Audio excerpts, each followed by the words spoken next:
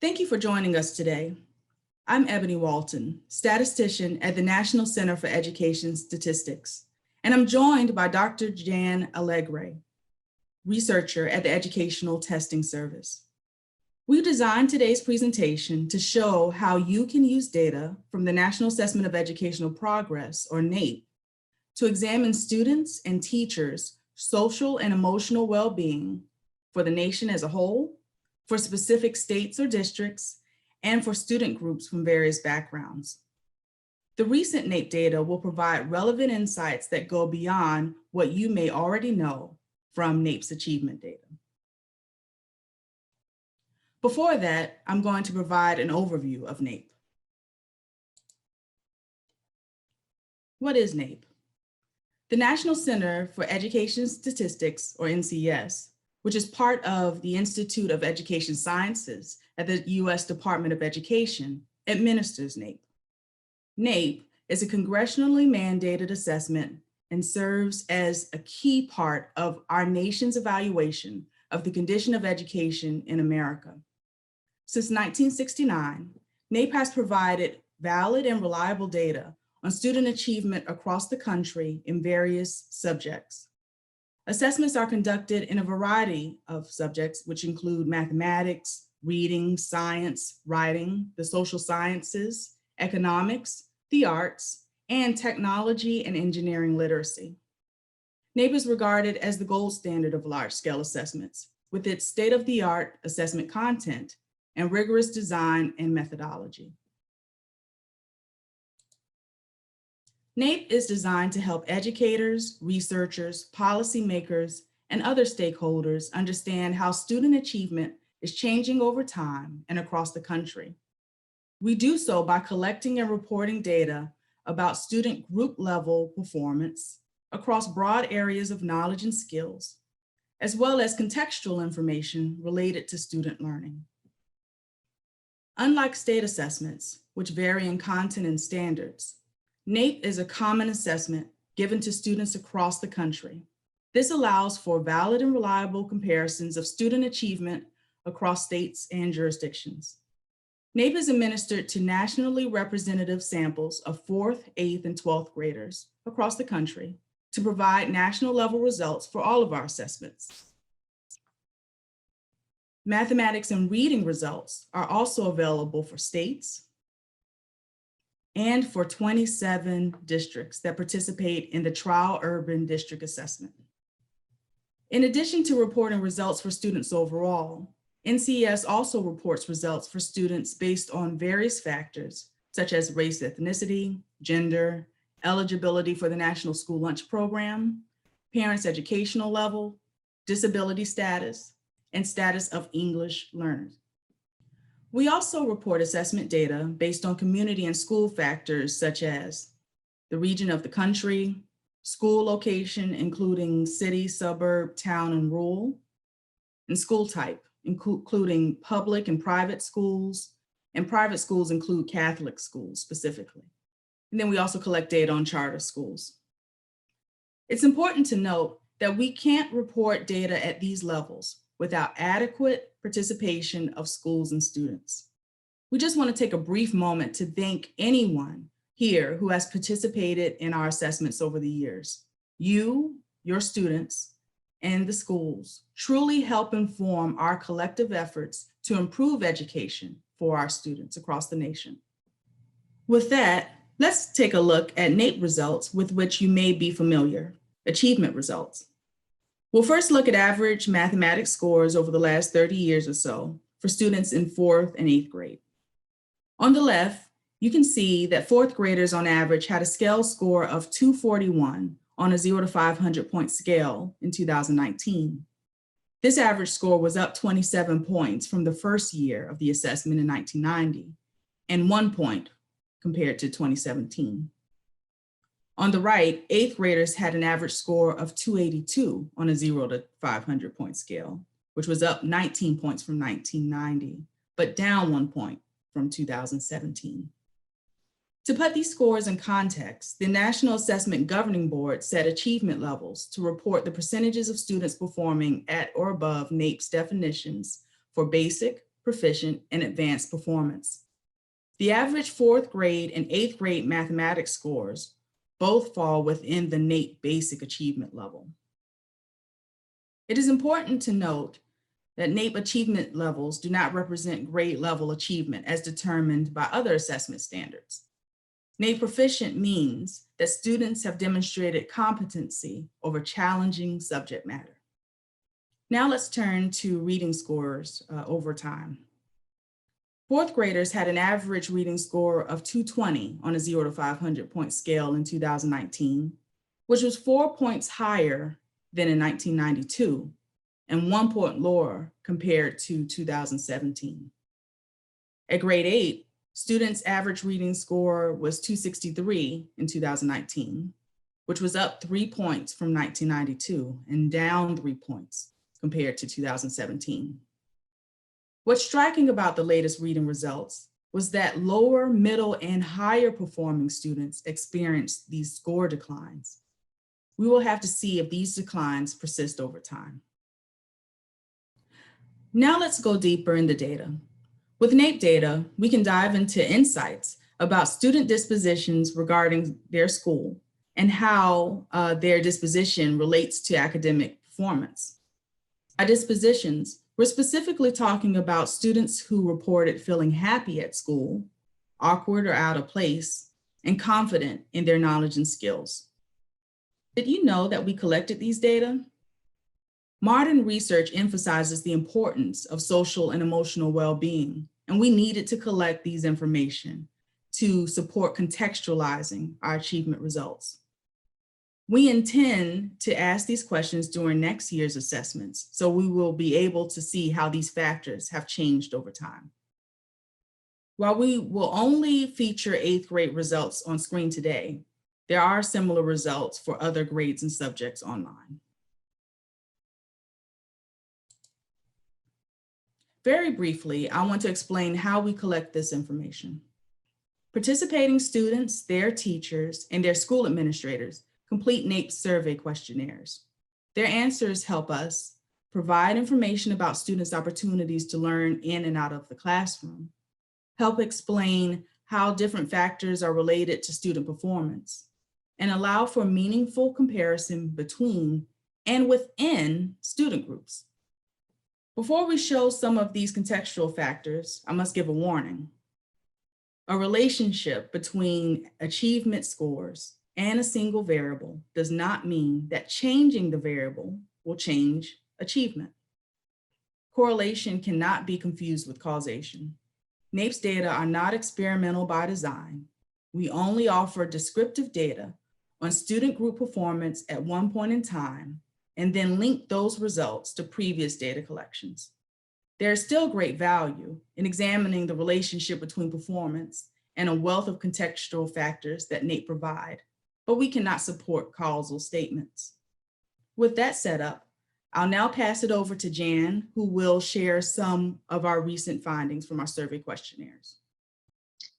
Thank you, Ebony, for that helpful introduction. The first student disposition we are going to look at is how often did students across the US feel happy at school? Students answering this question were asked to report whether they feel happy at school, never or hardly ever, less than half of the time, about half of the time, more than half of the time, or all or most of the time. We asked this question in 2017 and 2019. 2 data points don't yet define a trend, but as Ebony said, we plan to ask this question again in 2022. So it will be interesting to see how the findings compare to what we see here. In 2019, 50% of 8th graders reported feeling happy more than half of the time or all or most of the time, down from 56% in 2017. These percentages reflect the combined total for what you see on the screen, though they may differ slightly due to rounding. 24% of 8th graders were happy less than half of the time or never or hardly ever while in school in 2019, up from 20% in 2017. As noted at the far left, 1 out of every 10 eighth graders said they were never or hardly ever happy at school in 2019. How is happiness related to achievement in mathematics? Eighth graders who reported feeling happy more than half of the time, noted in gold, scored statistically higher in math on average than students who reported feeling happy less often, as well as students who reported feeling happy all or most of the time. Students who reported feeling happy never or hardly ever scored lower on average than students at every other response option. With that in mind, let's look more closely at the percentages of eighth graders in different states who reported feeling happy at school more than half of the time. Nationally, 29% of eighth graders reported that they felt happy in school more than half of the time when participating in the 2019 mathematics assessment. Most states and jurisdictions, 35 in total, did not have statistically different percentages from the nation overall. 4 states, those in dark blue, had a higher percentage of eighth graders who reported feeling happy at school more than half of the time. Those states were Hawaii, Minnesota, New York, and Washington. 7 states, those in the lighter blue-gray color, had lower percentages. The state with the lowest percentage, at 23%, was Mississippi. Data are not available for 6 states, those in white on the map, due to not meeting the participation rates for the 2019 questionnaires.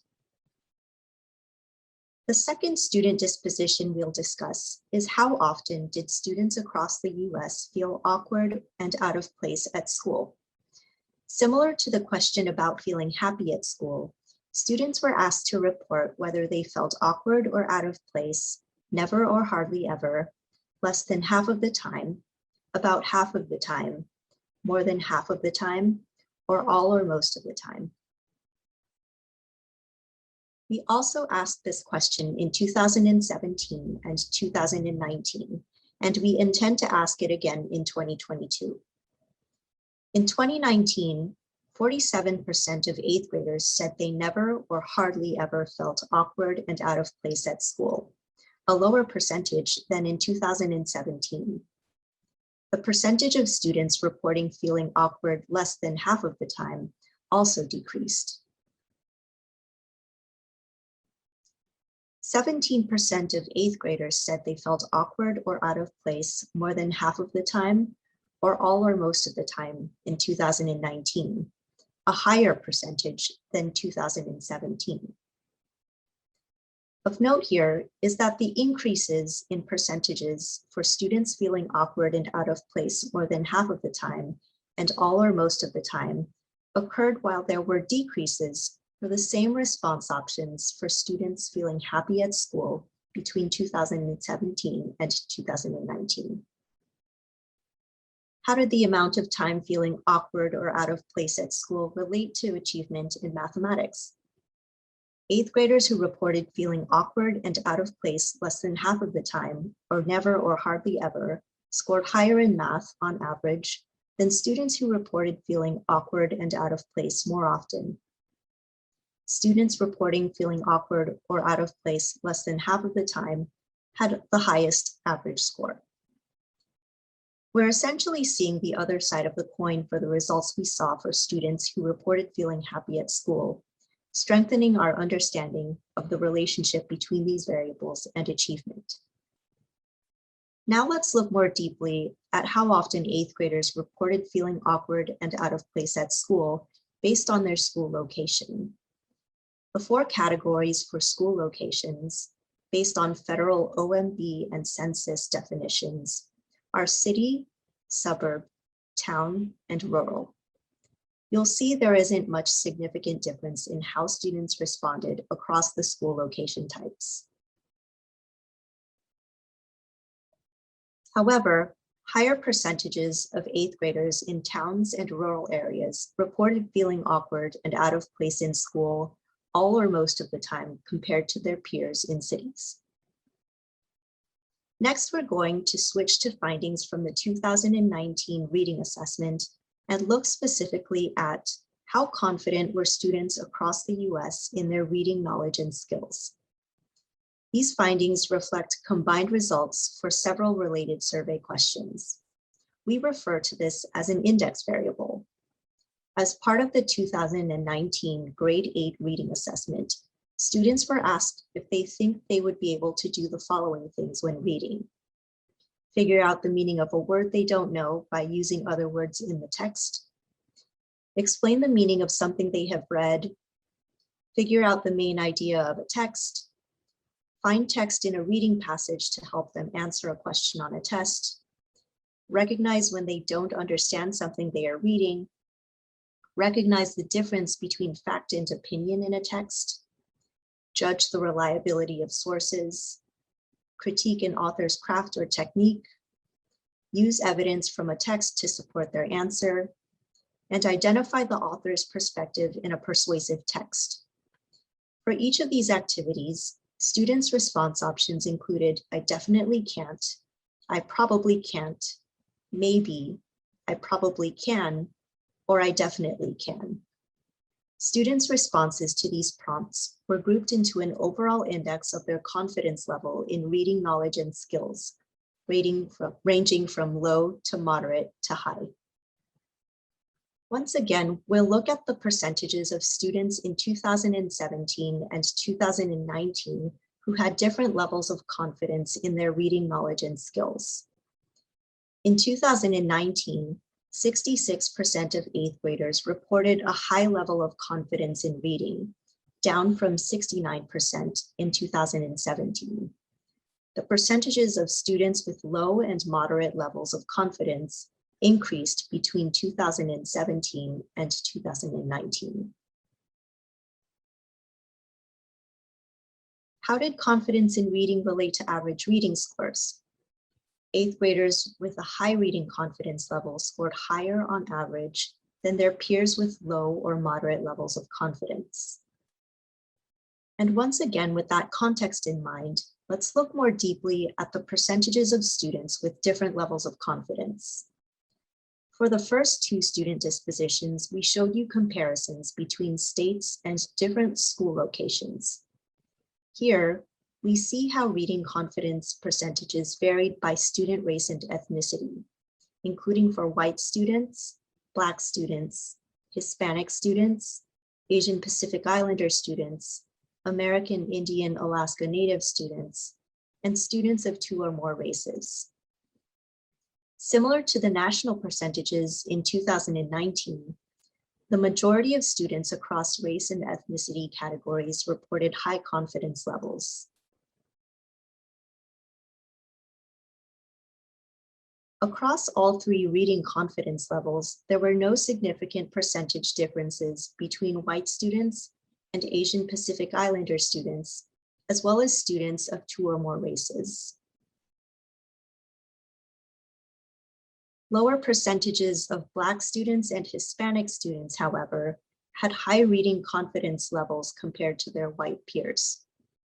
Now let's move into some results from our teacher survey questionnaires. As Ebony mentioned earlier, we also asked teachers of participating students to respond to survey questionnaires. We're able to learn and share information about their professional experience, instructional practices, resources, support, and more, all of which are important as we consider inclusive and equitable learning environments for our nation's educators and students. The variable we'll look at today is what percentage of students across the US have teachers who report feeling supported by other teachers in their school.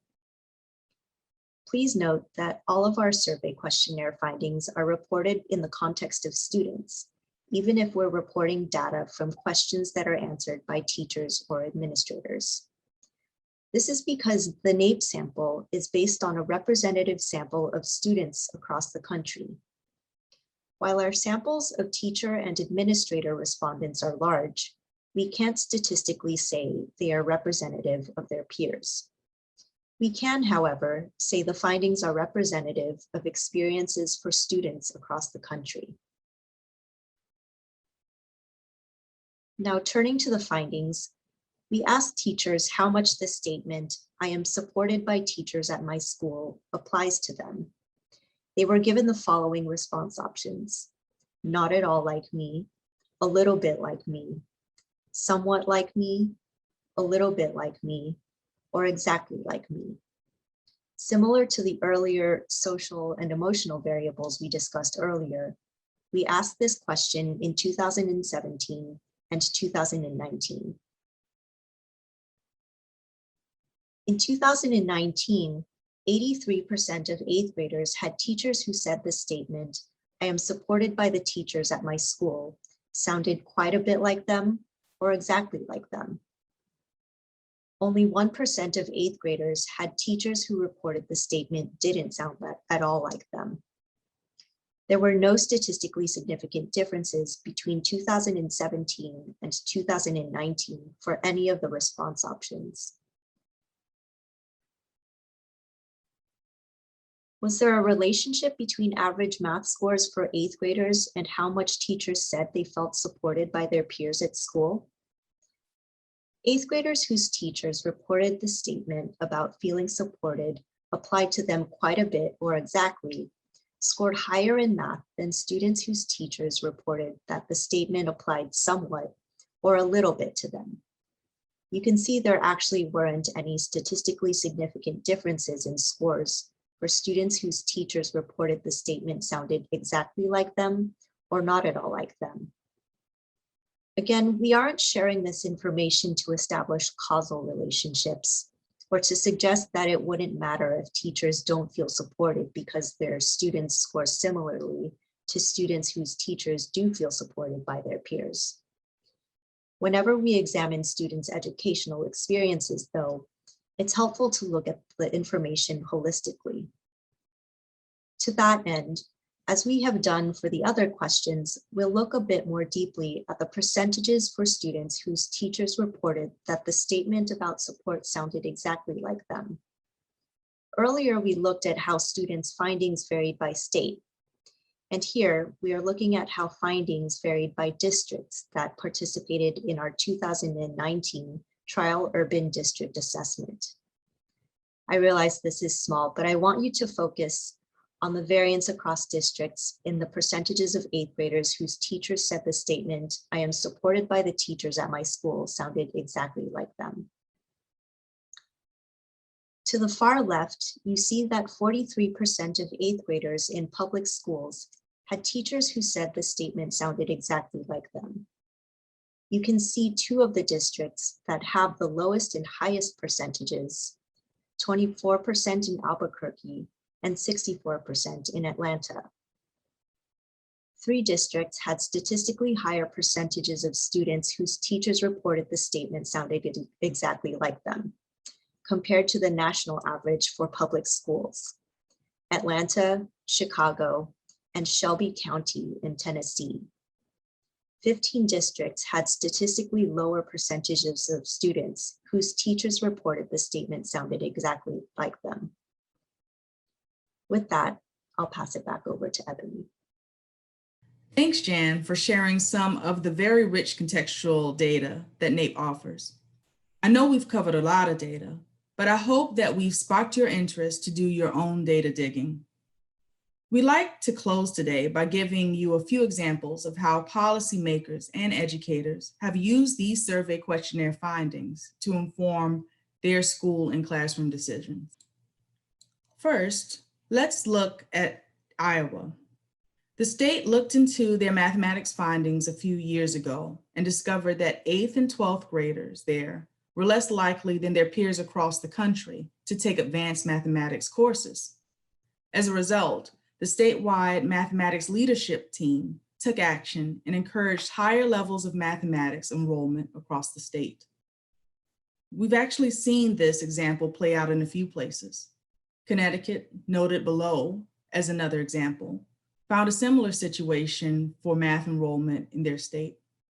We talked with their NAEP state coordinator a few years ago during a Facebook live stream event, and she discussed the data the state had looked at and the policies they put in place to ensure access to higher level classes for their students. We also talked with a principal in Texas who is part of our NAEP principals panel, and she similarly examined her state's data related to mathematics class enrollment and looked more deeply into what her school was providing her students as well. Looking at our second example, Connecticut, in which they looked more closely at their students' access to technology at home and school to inform their transition to computer-based assessments in the state. The data about students' access to technology at home has certainly been a hot topic during the pandemic. If you have time, I encourage you to go to our blog where we looked into the access more deeply, as well as the training teachers had to integrate computers and other technology into their instruction. Thank you all for your time today. We hope you've enjoyed the session and learned a bit more about the data that NAEP has available to support you in your work with students. Please also visit our NAEP virtual exhibit booth throughout the conference for more resources and information. And finally, thank you all for your tremendous support of students and each other this year. We appreciate you. Have a great day.